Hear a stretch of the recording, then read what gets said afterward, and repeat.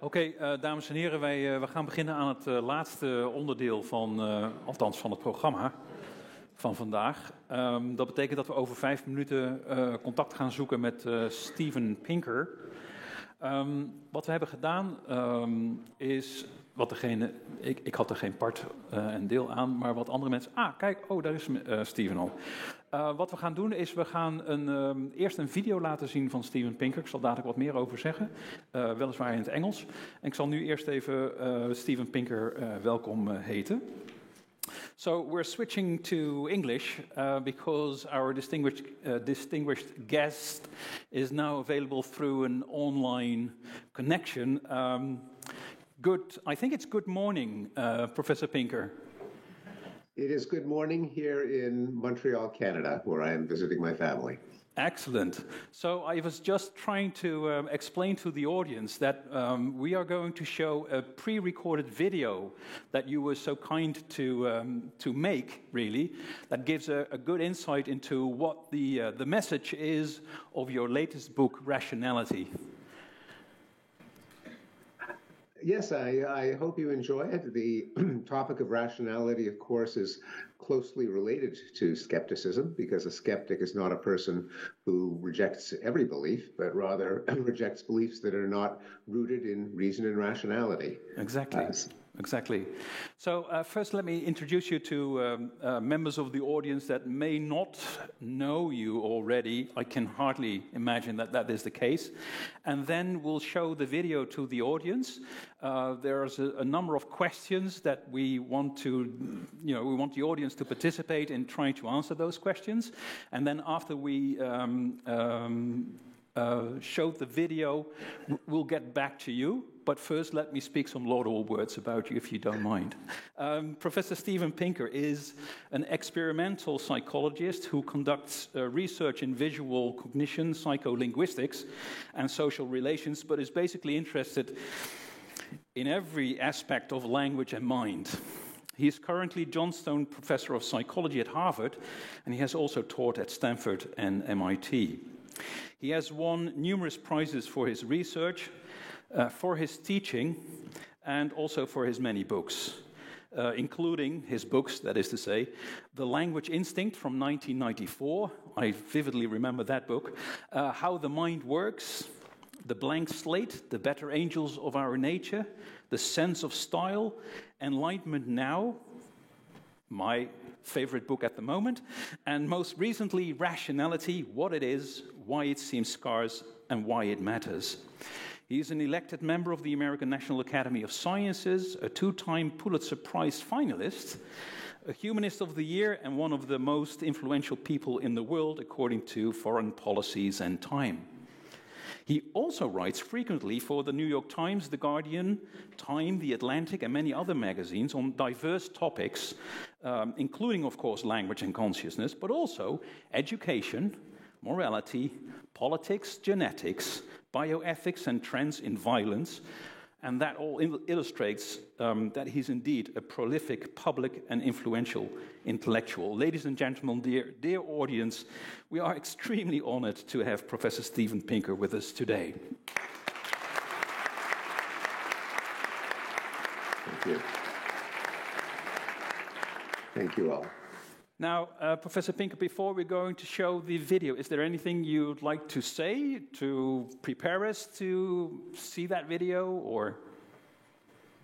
Well, just to reiterate how close the theme of reason is to skepticism, and for those of us who prefer reason to authority, charisma, scripture, tradition, we have to ask ourselves, what is reason? We have to be, of course, skeptical of reason itself, if that is even coherent, because what is it that we are applying when we are skeptical of reason, but reason itself? That's one of the themes that I explore in the book, namely that reason is something that you can't get out of even when you try to question it, because you have nothing but reason to question reason with.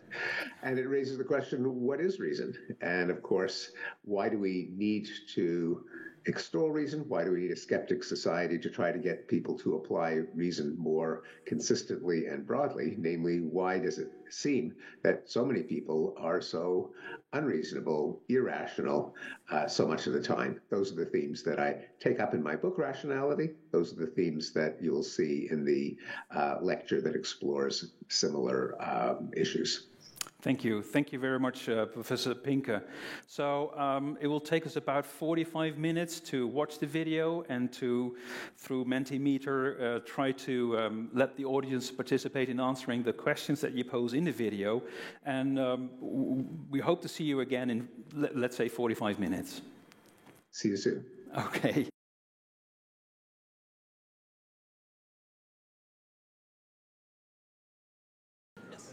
Yes. So there's Steven Pinker again. Hello, everyone. Hello, skeptics. Sorry, I couldn't understand you. Oh, I'm just greeting my fellow skeptics. Hello. I hope you enjoyed the presentation. Did you get our applause? And I hope you can hear me now. Yeah, I take it you can? Yes, we can hear you. And very good. Once again, we give you a big hand of applause. Well, I appreciate that. Thank you, sir. Thank you very much. So just to give you an insight of what kind of audience you have here, a skeptic audience, there were 3 questions that we put before the audience. The first one was the DF37 card, the Wason test. And the outcome, there were about 100 people participating in this quiz, is exactly as you said. 24% went for the D card only. 18% went for the D and 3 card, and 19% went for the D and 7 card. So that's another confirmation. I don't know whether you are a philosopher of science that would like to celebrate confirmations. Well, it shows that skeptics are human beings. Yeah, it does. It does. It made me kind of happy, really. Yes. So well, as a scientist, I'm supposed to celebrate disconfirmation, at least if I'm to the extent that we follow Karl Popper. Yeah. Although I think that Karl Popper didn't get it quite right, but the idea that we should calibrate our beliefs by the strength of evidence, of course, is the lifeblood of science. Yes. I think Popper did not get it quite right when he said that all scientists try to do is show why all theories are wrong.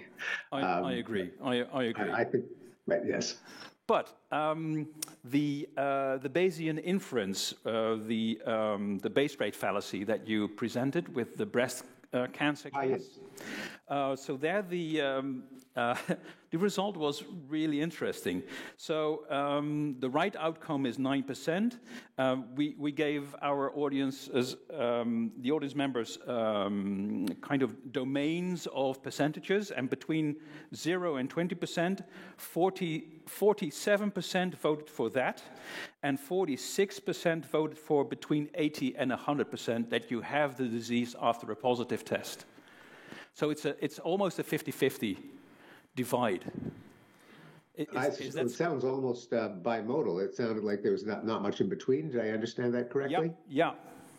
So I suspect my hunch is, and the members of the audience can confirm that, is that those people who knew it was a Bayesian problem, who were familiar with Bayes' rule, who consciously tried to apply Bayes' rule, even approximately, were the ones in the top half of the distribution, and ordinary human beings just reasoning on their own who do not consciously think of Bayes' theorem, I suspect, were in the upper end, whereas the Bayesians were in the lower end. Yes. Bayesians, and in this case, meaning people who actually could tell you that there is such a thing as Bayes' theorem. That's my guess, anyway. Yeah. So. Yeah, exactly. So what we were measuring was kind of a learning effect, I think.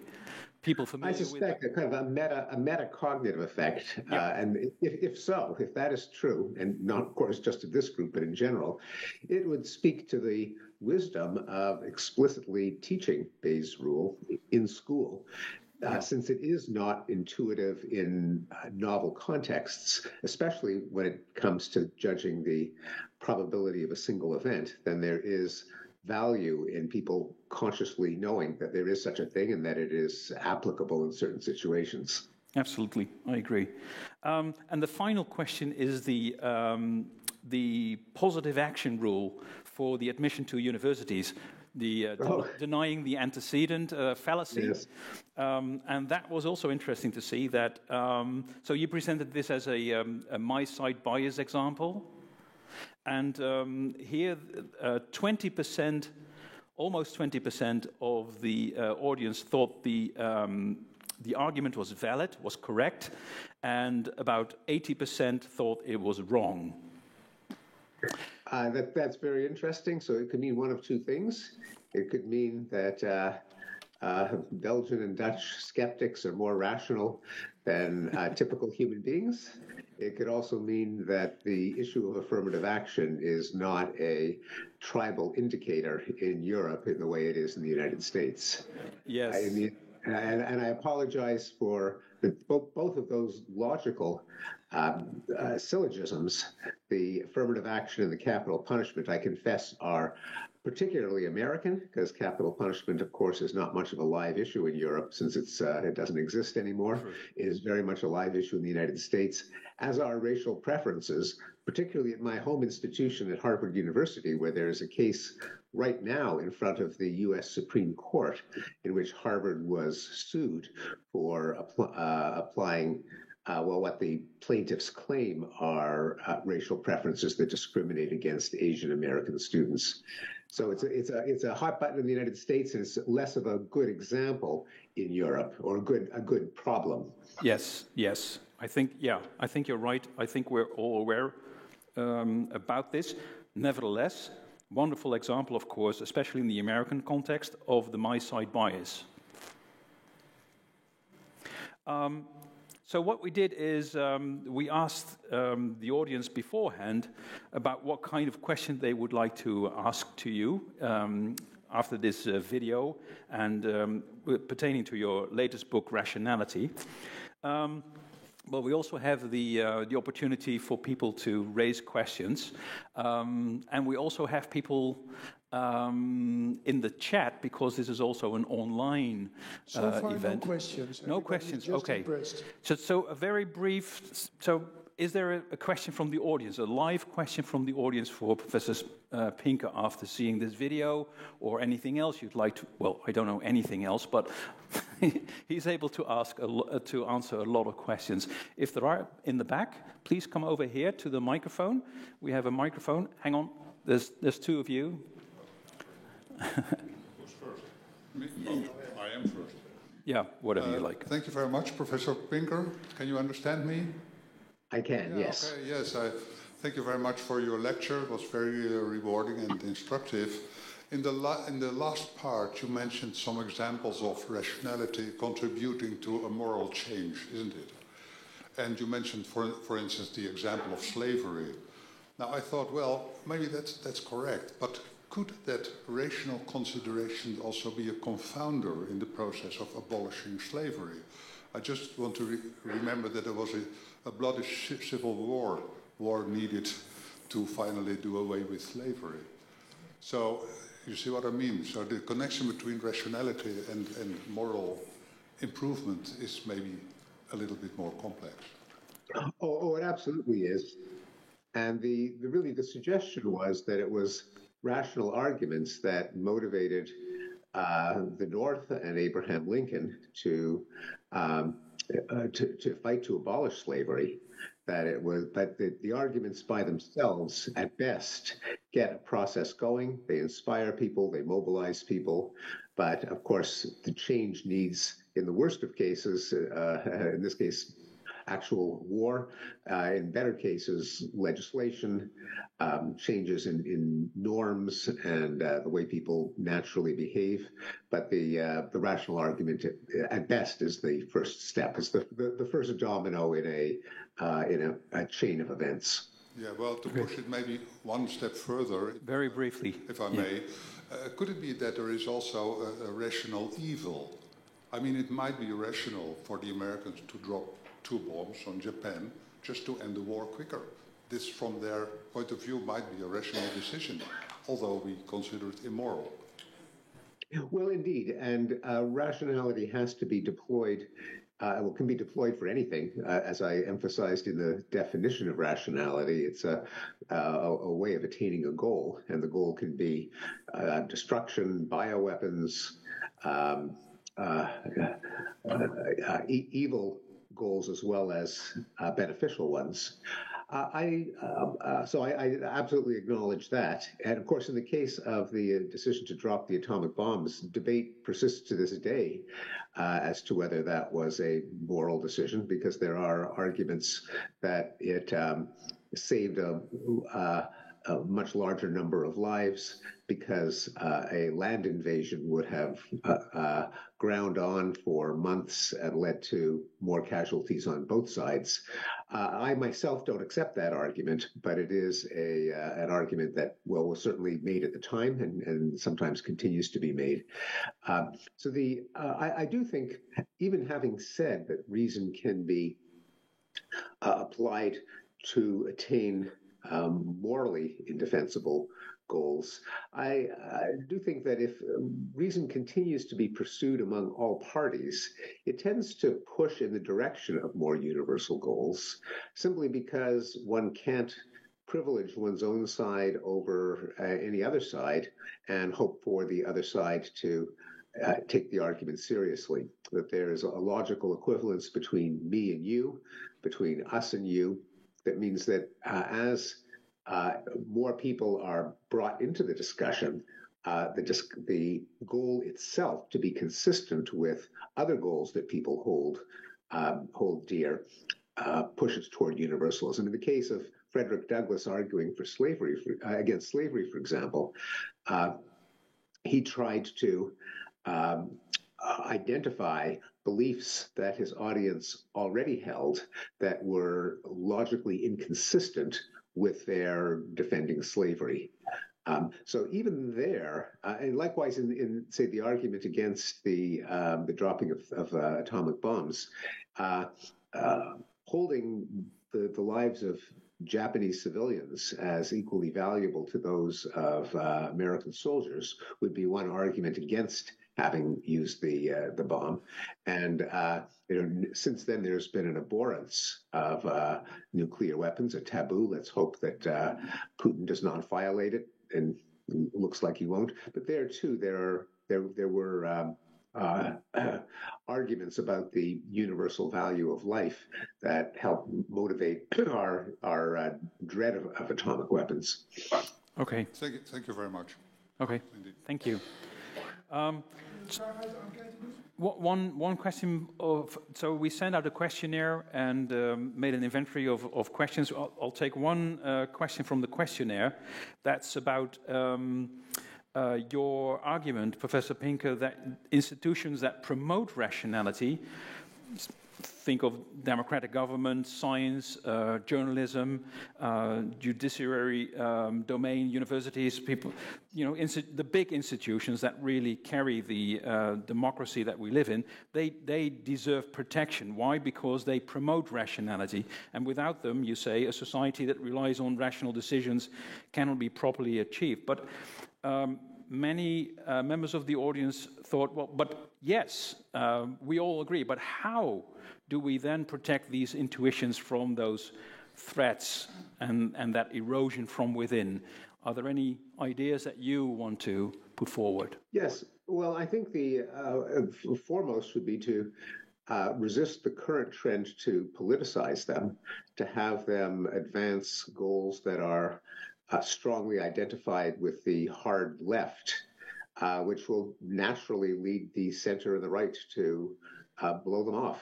So the way that scientific institutions and journalistic institutions are, in the case of some scientific institutions, they're explicitly abandoning their goal of promoting scientifically sound and only scientifically sound research, and have announced that the goals of so-called social justice and anti-racism, such as not making any minority group look bad, will also be a criterion for publishing research. This was an explicit policy of the journal Nature of Human Behavior, and many other organizations have explicitly identified themselves with just in the last couple of years, with so-called social justice, so-called anti-racism, what's loosely called wokeism, critical race theory.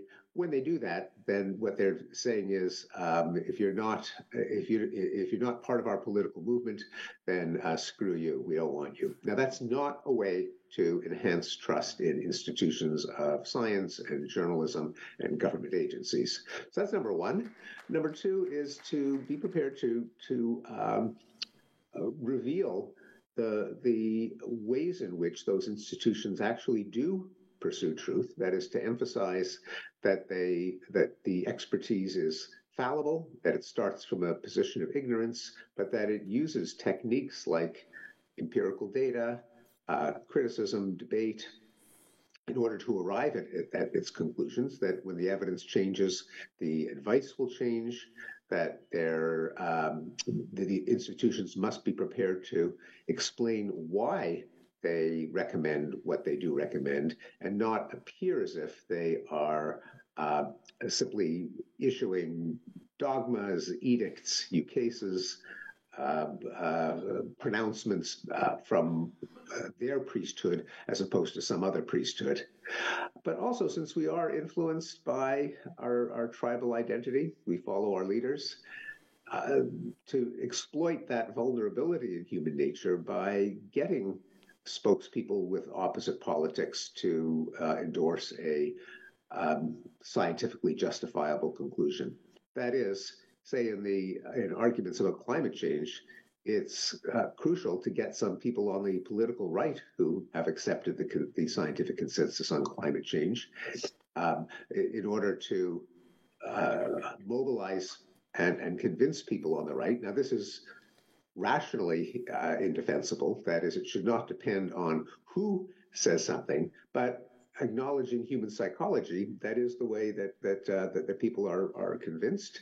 And so it may as well be used, and that there should be an attempt to, as part of the depoliticization of scientific issues, an attempt to mobilize people across the political spectrum who are willing to endorse an idea.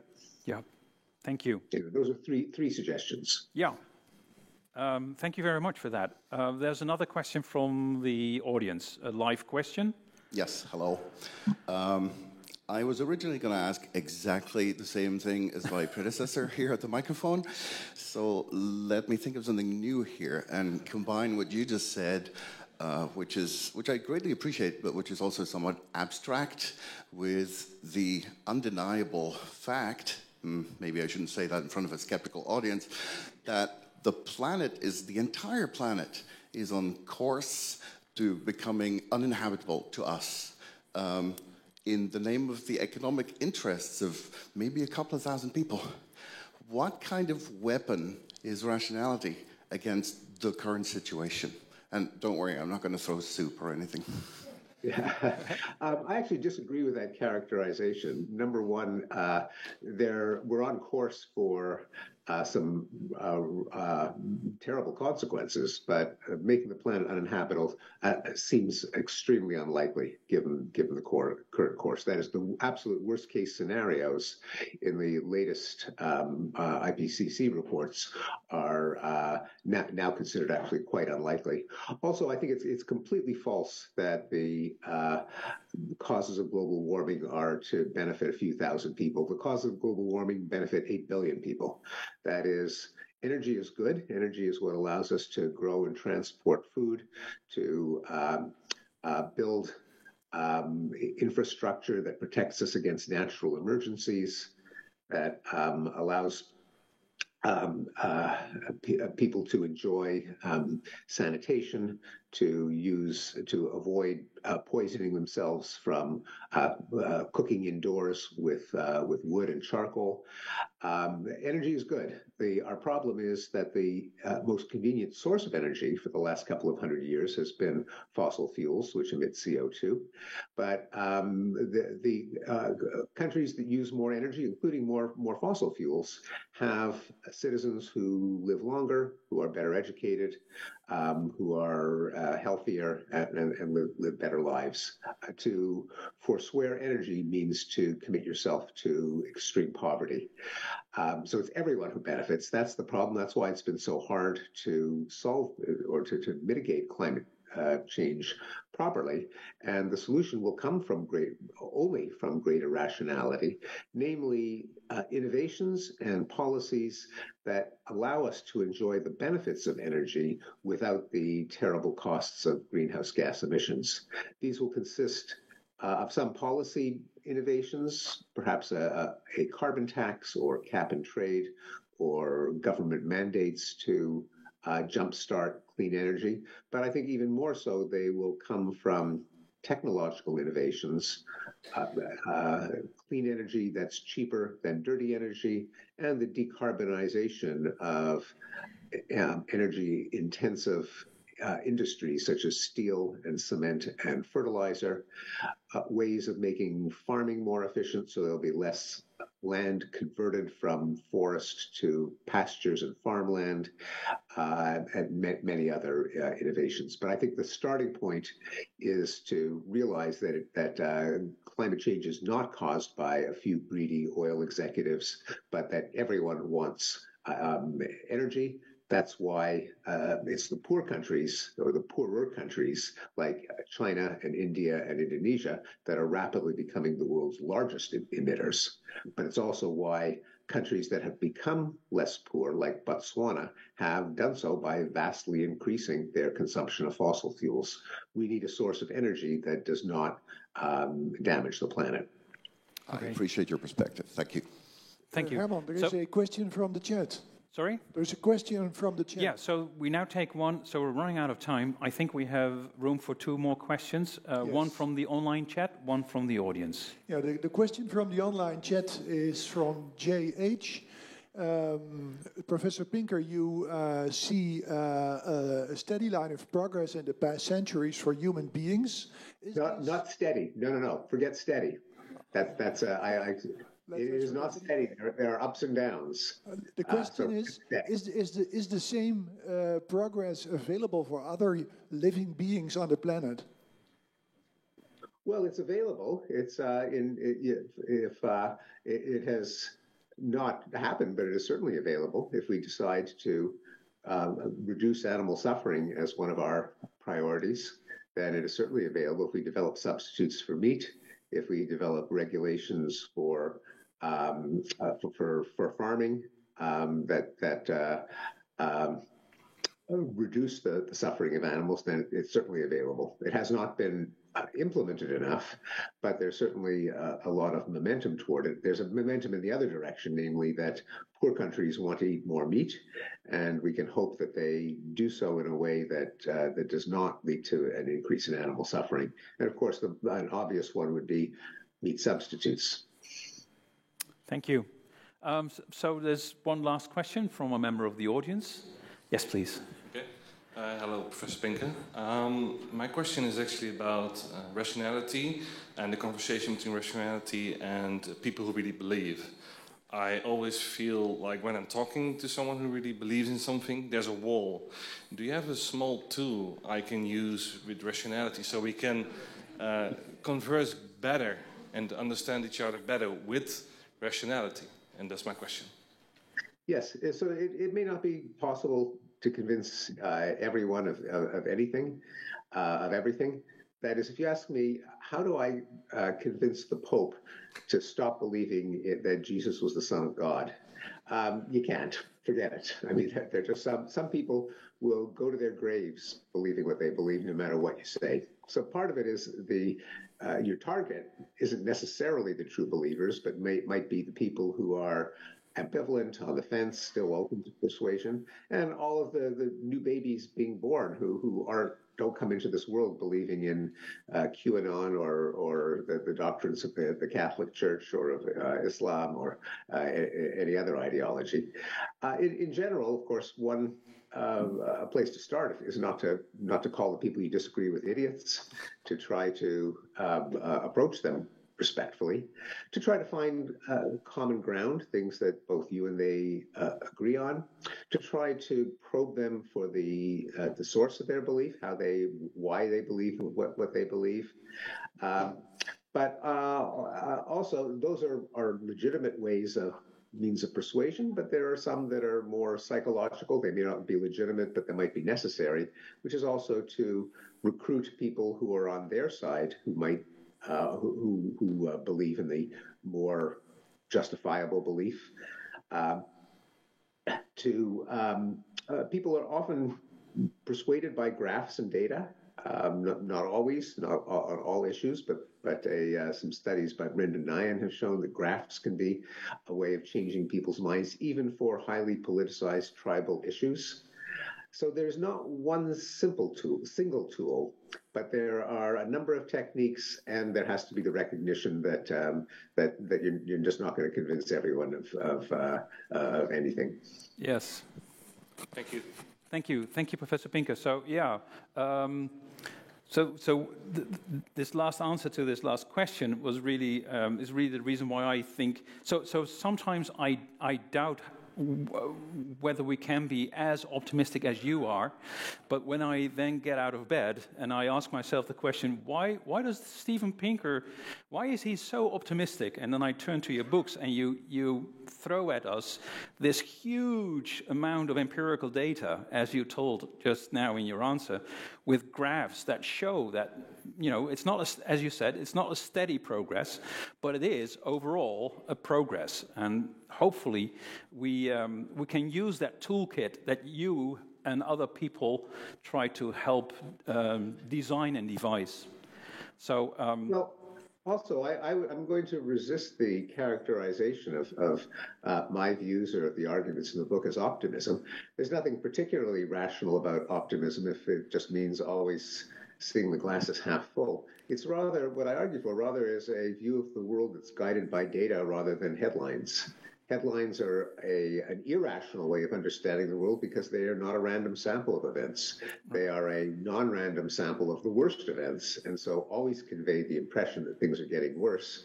It's only by actually measuring what we care about, life, safety, war, peace, carbon emissions, crime, whatever it is, plotting them over time, that we know whether things get better or worse. Sometimes they do get worse. So it's not a question of optimism in the sense of always trying to convince yourself that things are getting better. It's a question of accuracy, to know when things are getting better. And in fact, more things are getting better than people realize, simply because they, unless you actually see the graph, if you just see anecdotes, which is what news consists of, then you will be victims of one of the main cognitive biases, namely availability. Availability, named by Amos Tversky and Daniel Kahneman, is the bad habit of basing your assessment of risk and probability on images and anecdotes and whatever is available from memory.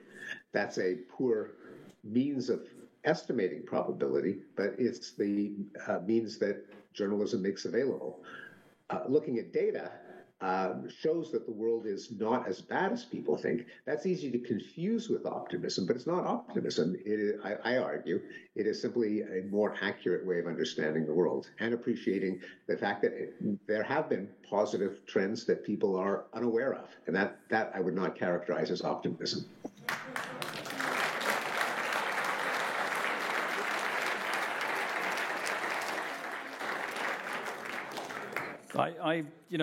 I was planning to say on that optimistic note, but I now simply say on that factual note.